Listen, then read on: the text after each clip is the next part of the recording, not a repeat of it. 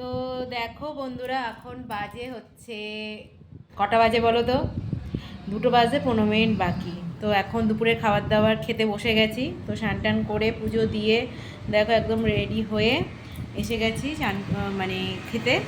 তো কী কী রান্না করেছি, বর তো বাড়ি নেই, বুঝতেই পারছো, বর বাড়ি না থাকলে বউরা এমনি ফাঁকি দেয় রান্না বান্নায়। তো আমি ওরকম ফাঁকি দিয়েছি, কিন্তু ফাঁকি বলতে ঘরের মধ্যে মানে সেই সবজিগুলো খারাপ হয়ে যাচ্ছিলো, সেই সবজি দিয়েই রান্না করেছি।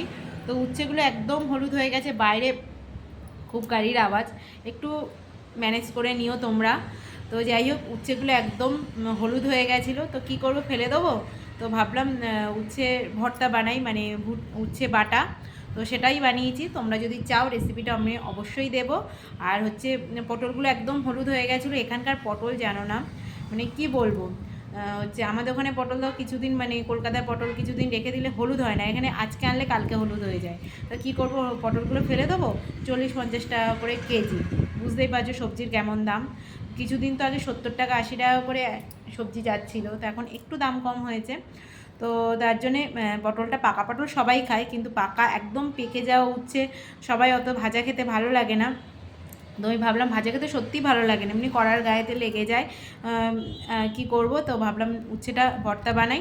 তো উচ্ছেটা ভর্তা বানিয়েছি, আর পাকা পটল হচ্ছে পেঁয়াজ দিয়ে ভাজা করেছি, আর মাছের ডিমের বড়া করেছি। তো একা একা বুঝতেই পারছো, কালকে আমার বর আর আমি গিয়ে বিকেলবেলা গিয়ে মাছ এনেছিলাম। তো মাছের থেকে মাছের ডিম বেশি। তো কী করবো, মাছের ডিমের বড়া করেছি, এই রান্না করেছি। তো চলো তোমাদের একবার দেখাই।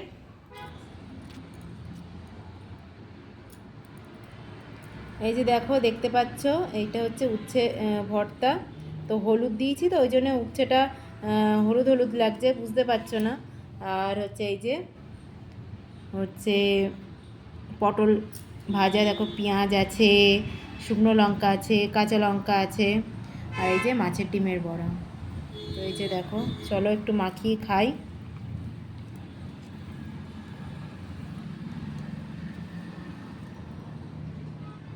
চলো। তো প্রথমে এই যে উচ্ছে, আমি আগে কোনোদিন করিনি সত্যি কথা বলতে এই রান্নাটা। তো আজকে করলাম, তিতো তো লাগছে, কিন্তু খেতে খারাপ লাগে না।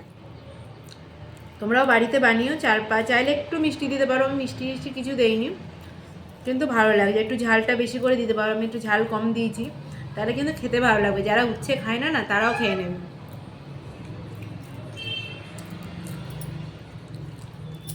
এই যে কাঁচা লঙ্কা নিয়ে নিলাম, এই যে মাছের ডিমের বড়া,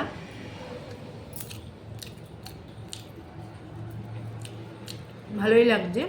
তো তোমরা যেরকম ভাই উচ্ছে বাটা বানিয়ে খেয়ে আমাকে কমেন্ট করো, মানে যদি তোমরা চাও তো আমি রেসিপিটা অবশ্যই দেবো। একদম সিম্পল রান্না, যেমন ভর্তা বানায়, তো আমি একটু মুখে বলে দিচ্ছি। তো তোমরা চাইলে কমেন্ট করো, তাহলে আমি রেসিপিটা দিয়ে দেবো।